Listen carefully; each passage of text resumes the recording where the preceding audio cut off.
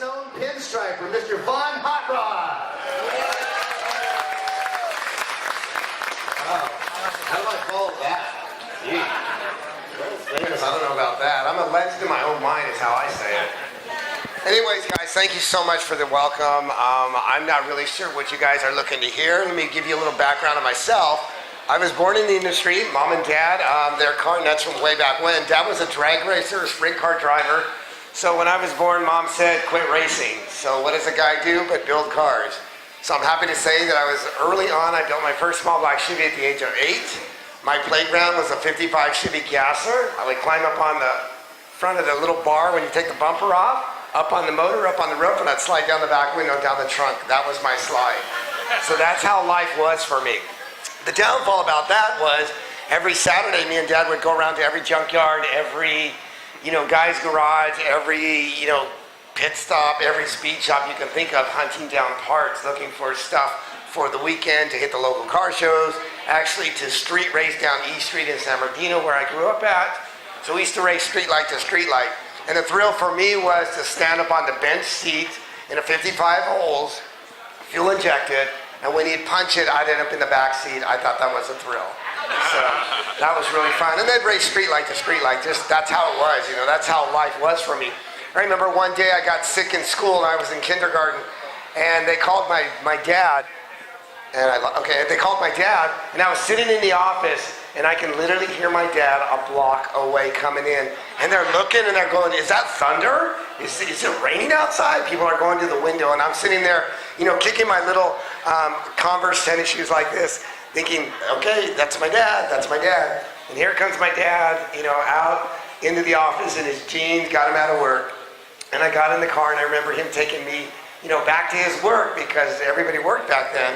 And I remember watching the speedometer was like a thermometer. I don't know if you guys remember that. The speedometer used to do stuff like that. So that's how life was for me, was constantly like that.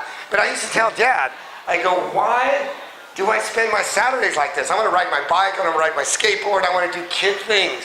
At a 10-year-old, that's all you want to do is goof around and play with your friends. But I was working on bikes, working on Harleys, working on 55 Chevy Gassers. I was working on whatever anybody brought him to fix, to bolt together. And so I said, somebody needs to open up a store like White Front. Do you guys remember White Front? Which is, like our Target is today. Basically, you can walk in, you can buy everything. And Dad's, that'll never happen. Nobody wants to keep everybody's parts in one area. That just will never happen. So I kept that mentality my whole life. And in junior high, I put my business proposal together to myself. That when I graduate high school, I want to open up a hot rod shop. This is what I'm going to do. This is how I'm going to do it. This is where I'm going to be. This is all the great stuff that I was going to do. So keeping that mentality, I worked like an idiot through, high school and junior high and stuff like that. I was flipping cars at a very young age. I was working on all the guys that had money on their cars, installing stereos, 8-track players, all the stuff, 6x9 Jensen speakers, and I know I'm telling you guys what's going on. Remember the old equalizers with the reverb? All of that stuff. I was doing that, making my money back in high school. I bought my first car when I was 14.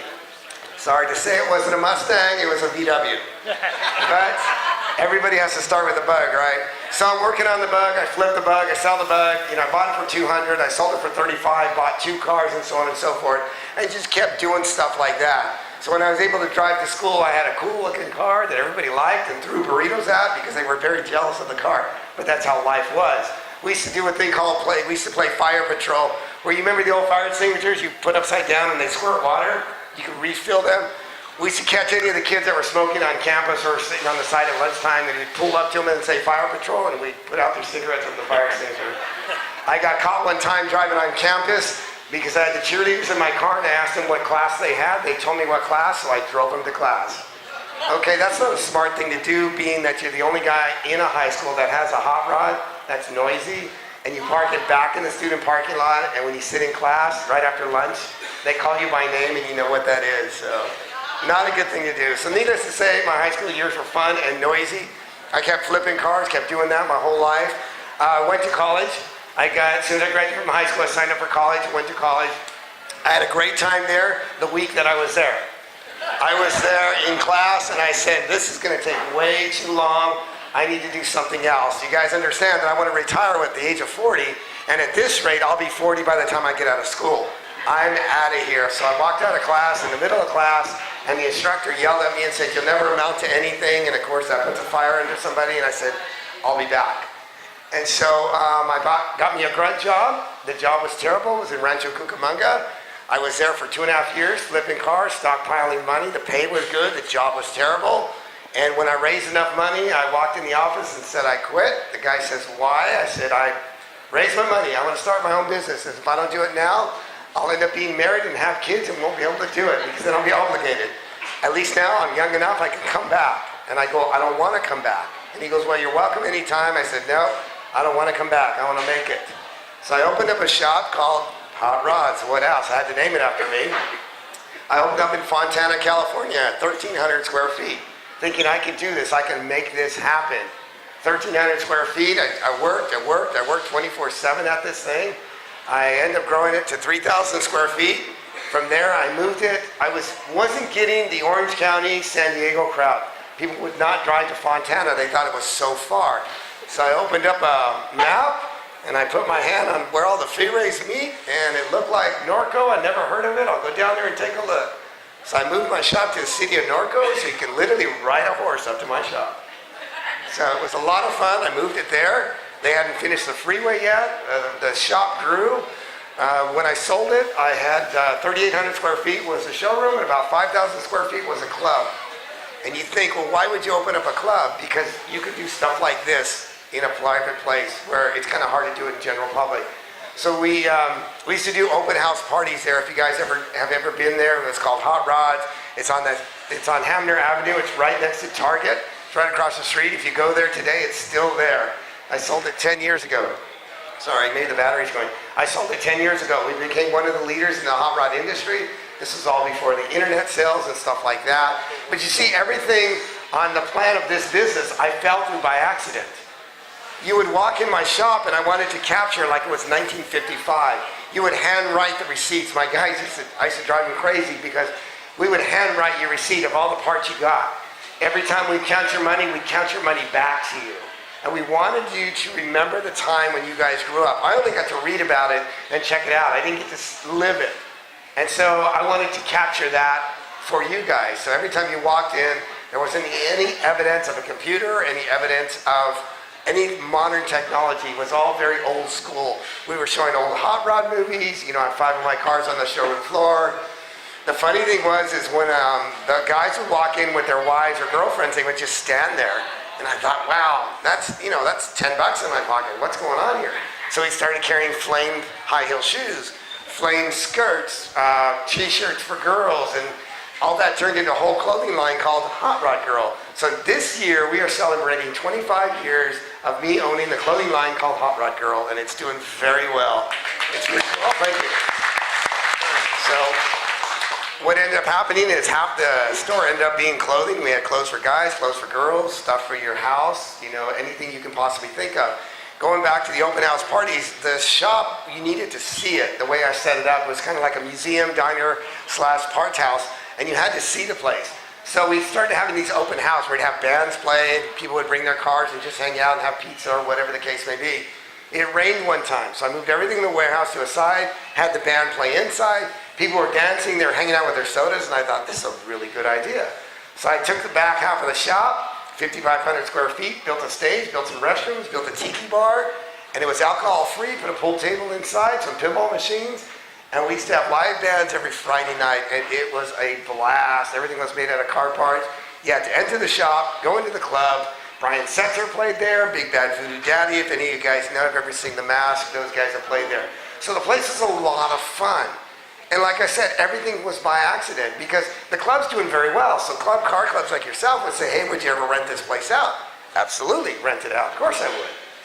So one guy that attended happened to work for Parker Aerospace and asked if I would do a banquet for Parker Aerospace. And I said, I do it all the time. Of course I would.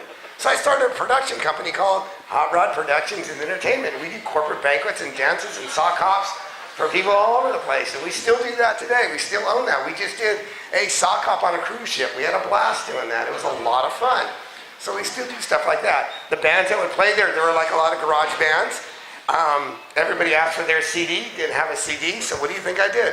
I opened a record label called Hot Rod Records so I can put these bands on my contract so they can play for me and sell their CDs. So everything was by accident. You see an opportunity, you go with it. Yes, we were building cars. Yes, I was still flipping cars. You know, I had 18 cars at one time, and you're just constantly buying and selling, because that's how life was. You know, you just kept going on and stuff like that.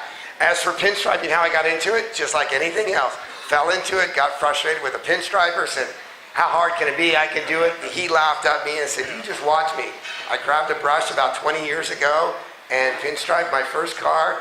True story is, and I know nobody likes to hear this, and I know this is going on the internet, and I'm sorry to say this, but I picked up a brush on Wednesday, and on that following weekend, on Saturday, I striped a 50 Merc, charged him for it, and that was my first car, and first time I ever striped a car.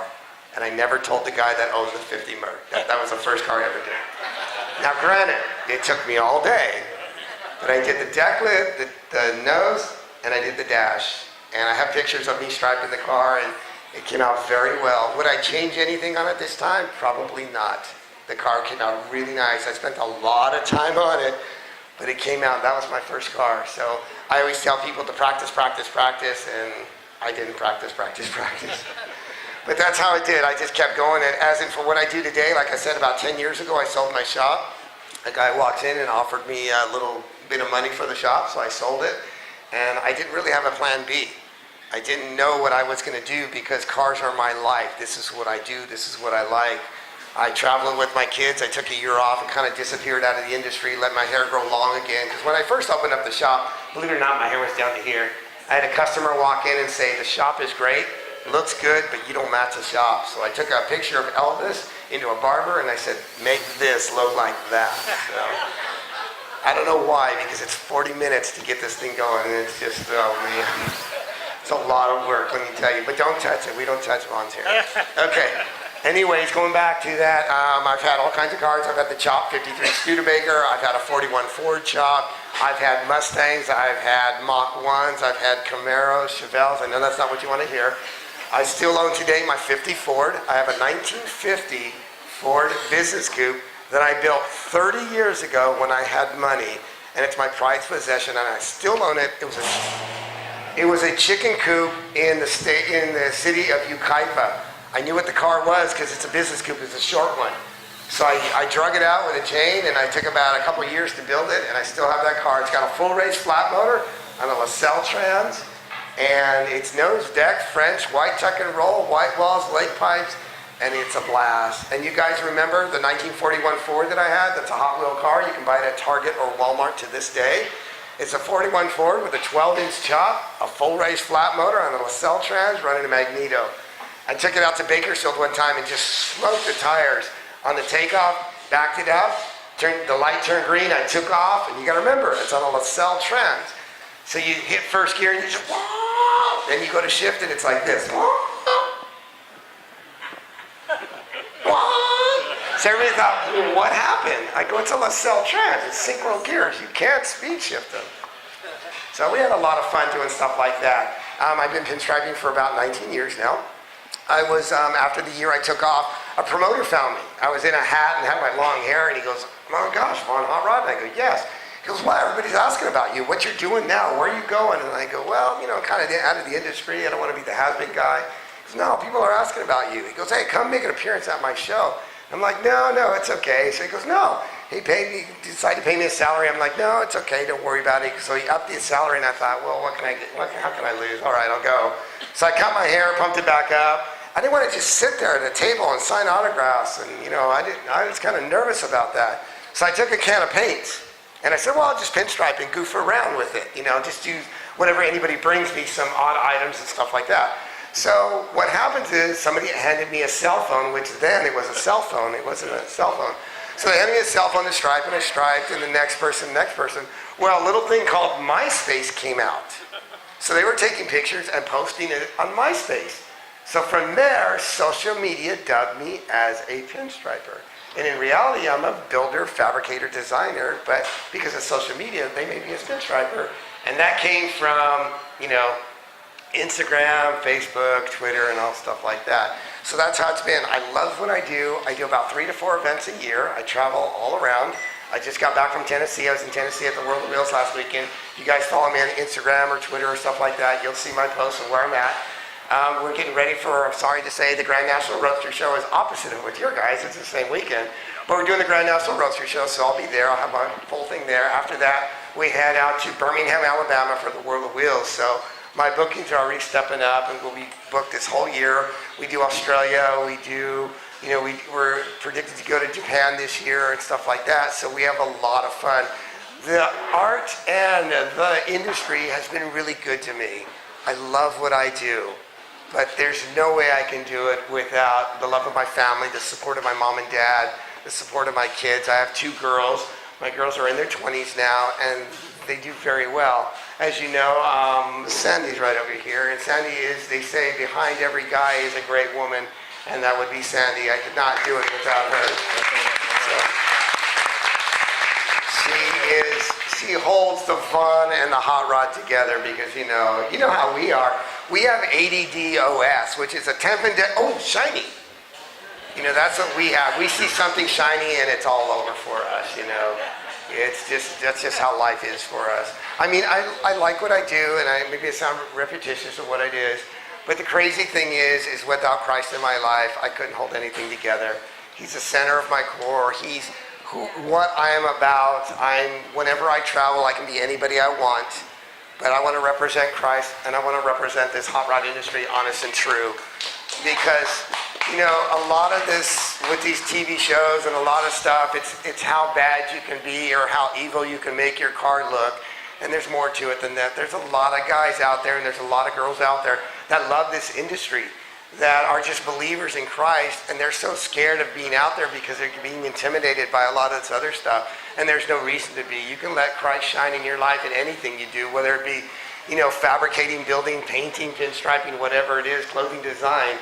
It's keeping the main thing, as I say, staying focused in life or what you have. Because there really is a lot of junk in this world. There's a lot of things that get distracted. There is a lot of chrome parts that get distracted. And we as men have to set the example to the younger generation and tell them that, it's not about that. Bring them in, welcome them. My biggest thing is I want to teach kids. I'm not going to be here forever. There's going to be somebody right behind me that's going to take my spot. But I want to leave an impression on that kid that, well, wait a minute. Vaughn didn't do that. Vaughn didn't drink.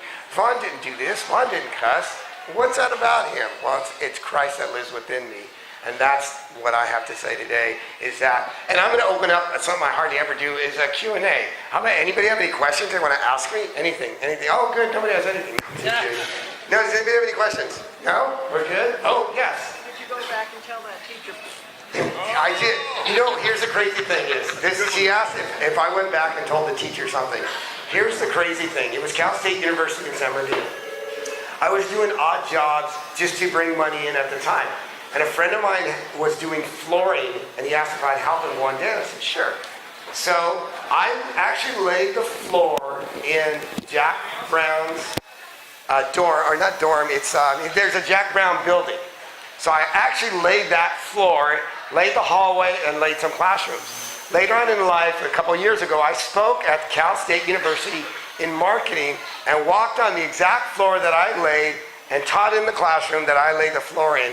And to think that I came from actually doing the grunt job of laying that floor to speaking in that classroom was pretty good. That individual has moved on since then. Awesome, right? So, anybody else? Yes.